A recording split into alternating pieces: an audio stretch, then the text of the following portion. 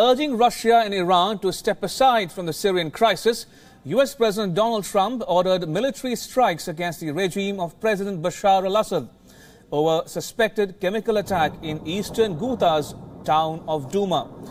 Trump announced the strikes were conducted in coordination with France and the United Kingdom.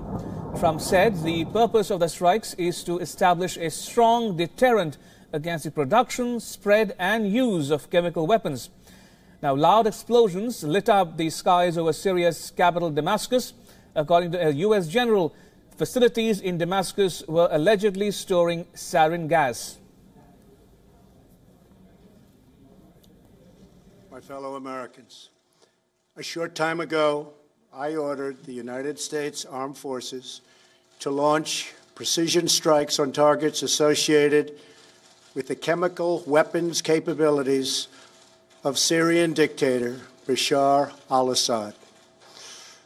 A combined operation with the armed forces of France and the United Kingdom is now underway. We thank them both. Now, U.S. Defense Minister James Mattis has called the strikes a one-time event and said there are no additional attacks planned.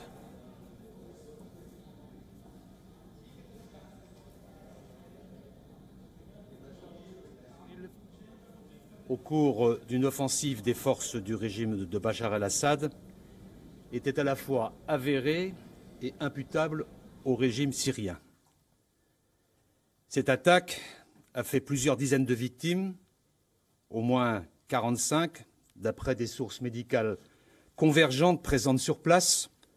Cette attaque a fait des centaines de blessés. La ligne rouge fixée par le président de la République dès mai 2017 a donc été franchie.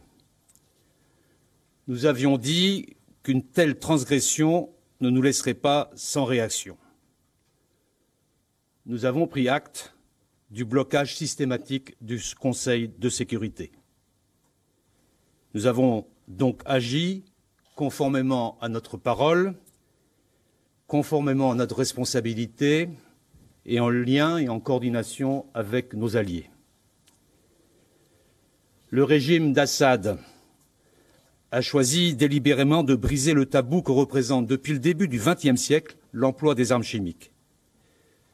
Depuis 7 ans, il n'hésite pas à enfreindre les normes internationales dans le mépris le plus complet du droit de la guerre et de la simple humanité. L'escalade chimique en Syrie n'est pas acceptable. Elle n'est pas acceptable parce que l'utilisation des armes chimiques constitue la violation d'une norme fondamentale du droit international et du droit humanitaire. L'emploi de ces armes de terreur transgresse des conventions parmi les plus anciennes, le protocole de 1925, qui prohibe l'usage à la guerre des armes chimiques. Il viole la Convention internationale d'interdiction des armes chimiques signée à Paris en 1993, à laquelle Damas a adhéré en 2013. La fabrication et l'utilisation de ces armes représentent une menace pour la paix et la sécurité internationale. Ceux qui y contreviennent se placent d'eux-mêmes au banc des nations. L'escalade chimique en Syrie n'est pas acceptable parce que le régime syrien avait pris l'engagement de démanteler intégralement son arsenal chimique. En septembre 2013, le Conseil de sécurité avait décidé par sa résolution 2118 que la Syrie devait se tenir à cet engagement sous peine d'encourir des mesures relevant du chapitre 7 de la Charte des Nations Unies. Le chapitre 7 a un sens clair, c'est le recours à des mesures militaires pour contraindre ceux qui menacent la paix et la sécurité internationale. L'escalade chimique en Syrie n'est pas acceptable parce que, depuis les déclarations du président de la République, chacun était prévenu des conséquences d'une violation des engagements pris par le régime syrien devant la communauté internationale. All right, so you're listening to the live transmission from Paris, where the French foreign and defense ministers are addressing the media as we speak. It is 7 a.m. local time in Paris, and a live press conference is being addressed by the defense and foreign ministers of France. Remember, France, the UK and the US had launched coordinated attacks on Syria earlier this morning, targeting 3 facilities, 3 locations in and around Syria's capital of Damascus, targeting a research center in Damascus, a chemical weapons facility in Homs, and 1 other area. And according to Syrian state TV, at least 30 missiles were fired targeting Damascus, of which 10 were shot down. There are no immediate reports of any casualties or damage caused. We are still waiting for independent confirmation of that. But as things stand now, the strikes are over. At least 30 Tomahawk cruise missiles were fired in the direction of Damascus and its suburbs, targeting 3 locations in particular. And the strikes have since been called off. James Mattis, U.S. Defense Minister, describing it as a one-shot event, and that there are no intentions of continuing with the airstrikes targeting Syria.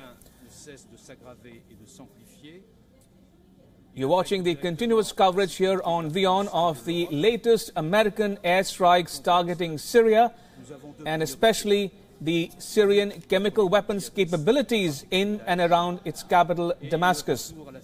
Remember, the US, the UK and France launched coordinated attacks targeting Syria's chemical weapons facilities in Damascus and Homs. This came in retaliation to the alleged use of chemical weapons by the Syrian forces in Douma, in eastern Ghouta.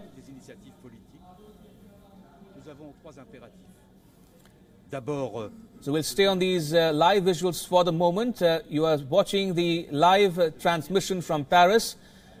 The French foreign minister is addressing the media as we speak and is flanked by his defense counterpart, the French Minister of Defense. And they are briefing the media on the purpose and the mandate of the French involvement, along with the UK and the US, on launching targeted, precise missile strikes inside Syria.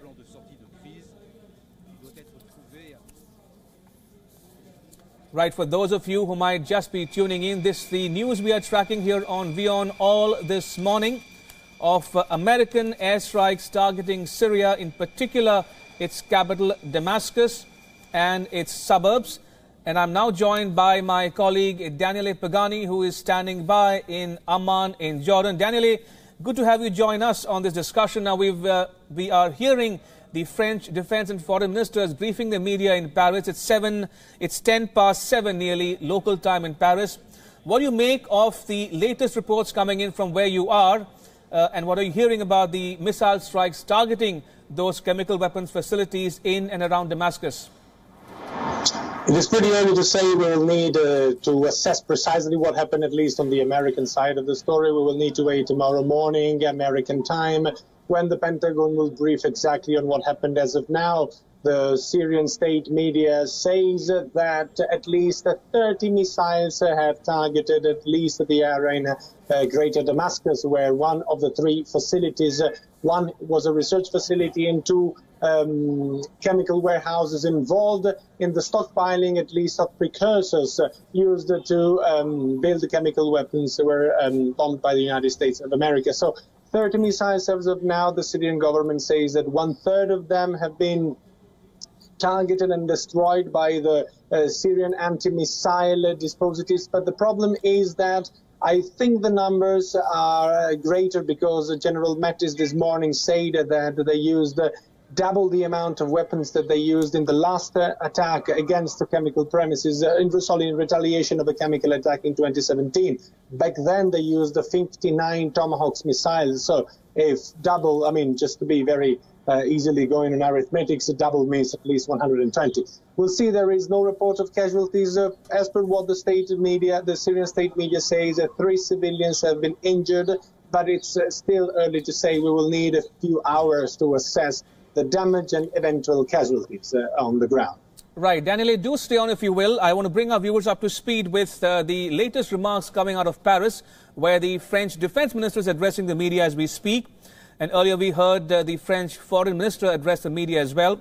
Essentially, the 2 ministers making the point that the Syrian situation has the potential to affect or impact Europe's stability, and that both reaffirm France's firm position that the use of chemical weapons inside Syria is not acceptable to France. Remember earlier, President Macron of France issued a statement saying that the chemical weapons attack in Douma in Syria crossed a red line for France, which was why France decided to join the UK and the US in the coordinated missile strikes targeting chemical weapons facilities in and around Damascus. Right, going back to my colleague Daniele in Amman. Daniele, we are hearing the French ministers address the media as we speak, but talking about the so-called silence from the main players at the receiving end of the airstrikes, be it Syria, Russia or Iran. What do you make of their silence so far, and how might we interpret it going forward? Let's analyze one by one. So let's also say that before this attack, none of them has been silent. They have been very clear in condemning any potential attack, in saying that it would have been a violation of Syrian soil. This is at least what the Syrian presidency said, in saying that the United States troops should be, literally said, pushed out or kicked out of Syria. This is what Iran said, and not a normal person in Iran, just a person who's very important, the most important security advisor for the Iran's supreme leader. And Russia also said repeatedly that any attack would, of course, call for retaliation. But we also have to say that Russia, throughout the days, asked many times the U.S. to refrain from military action. So that also was a sign of Moscow not be very keen on truly militarily retaliating.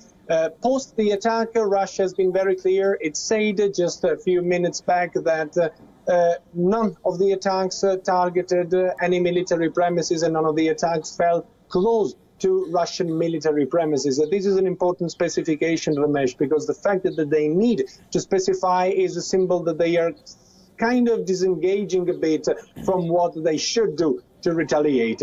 Iran said that these will destabilize the entire region. Again, a very much expected reaction, but not giving us any detail on what they intend to do. It will be impossible for Iran alone to retaliate militarily against the United States of America. The Syrian government, we are waiting to see what the president of Syria, we expect, of course, the president of Syria to address the nation and to say something in the coming hours. I believe there are consultations going on between the main three military allies, which means Tehran, Moscow, and Damascus, in order to understand what to do and what to say also. Indeed, and Daniele, now we've been discussing about the reasons reasons for these strikes against Syria. Now there could be multiple objectives the Americans might have, the French might have, the British might have, militarily, strategically, tactically. One objective could also be to restore credibility of the US and its allies, especially given the fact that Trump had committed himself to attacking Syria, and therefore the Americans needed to show that they would come good on their words.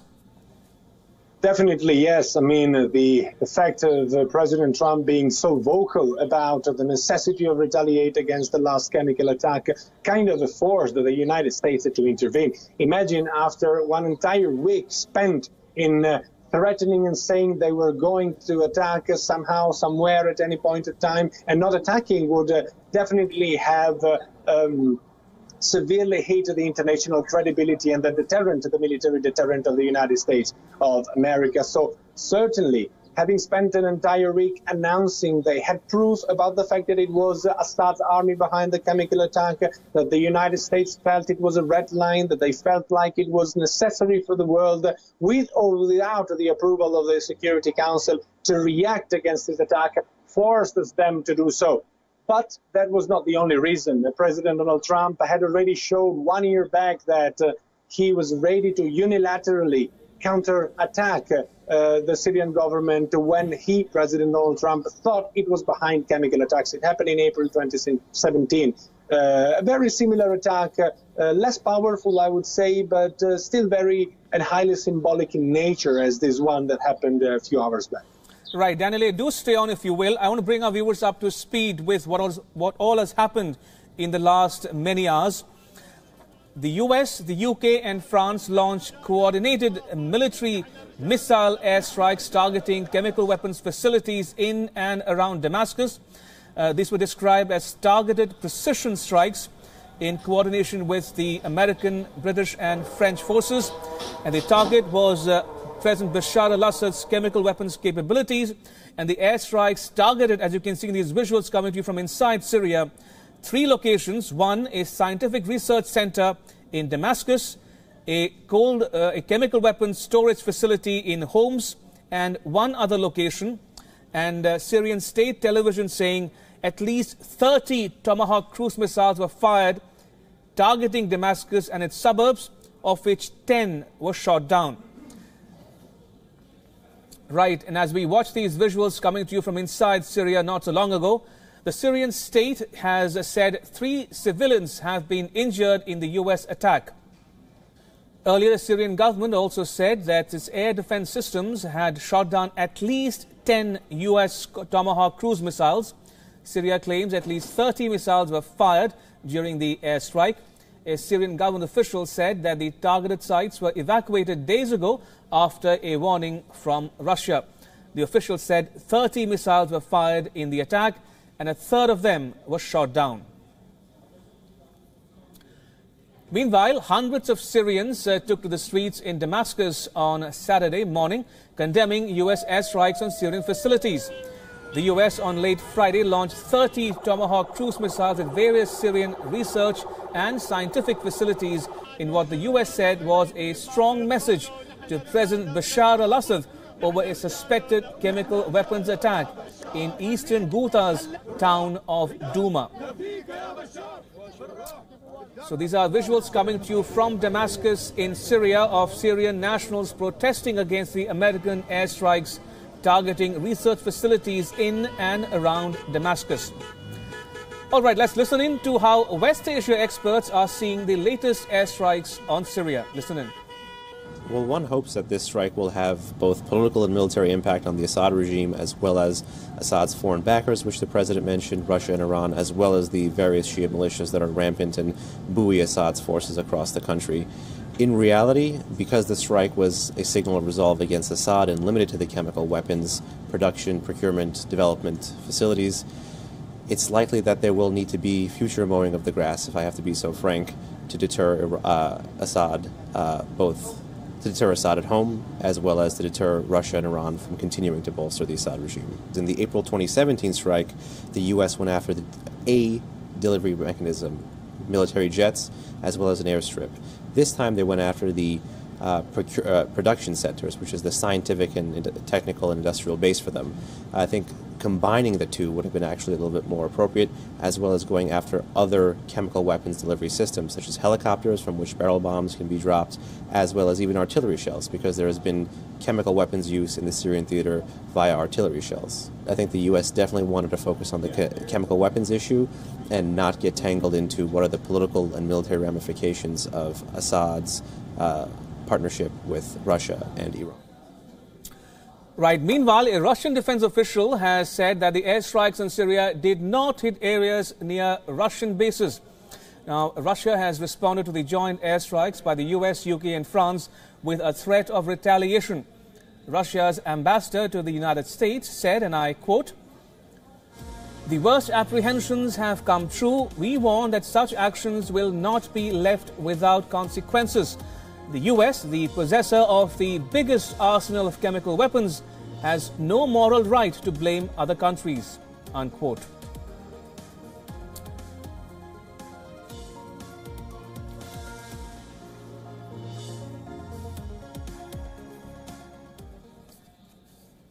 Right, if I can go back to my colleague Daniele Pagani, who is joining me from Amman in Jordan. Daniele, now while we wait for the response or retaliation, for use for one of a better word, from either Russia or Iran or even Syria, take us through the consequences or the implications of all of this on countries in the region and beyond, especially given that we have 3 or 4 countries, including Russia, Iran, Syria, Lebanon, ranged on one side against the US, Israel, Saudi Arabia and its coalition allies on the other hand. How serious is the situation obtaining in Syria today, and will it have a backlash on countries in the region and beyond? So I would say let's explore the scenarios eventually, throwing an hypothesis on who could do what.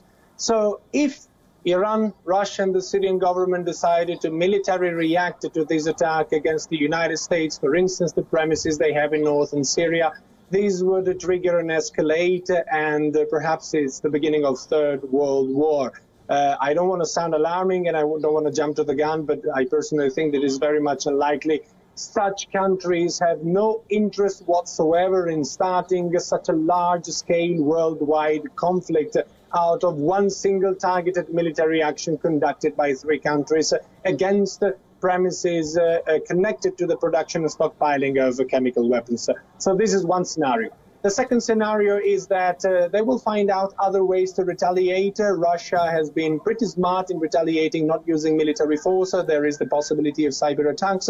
It would not be the first time that Russia does so. There is also the possibility of using counterintelligence and counterinsurgency against American troops elsewhere in West Asia. I'm thinking about Iran exercising its influence on the several militias widespread through Syria and Iraq to attack U.S. premises in other places, not only in Syria. So this can be a second scenario. The third scenario can be that at the end of the day, at the end of this game, the United States did choose a precise and targeted objective which will leave all the belligerents in a very difficult spot with no legality to counterattack directly the United States of America. Therefore, they will try to maybe they can interrupt all kind of communication, all kind of military communication, even the standard deconfliction communication, but it wouldn't go further than that. So these are the scenarios that are likely to happen. Personally, I think the third one is, as of now, the most credible scenario if we consider the military strength, so only the military strength of the actors and players in Syria as of now. All right, on that rather comprehensive note, I want to take a moment or two to talk about one of our other correspondents. And earlier I spoke to our Washington correspondent, Harry Horton. Listen in. Well, he's been suggesting all week that the US will respond in some way to these Syrian airstrikes. Over the course of the week, President Trump has been speaking on the phone with President Macron of France and Prime Minister May of the United Kingdom.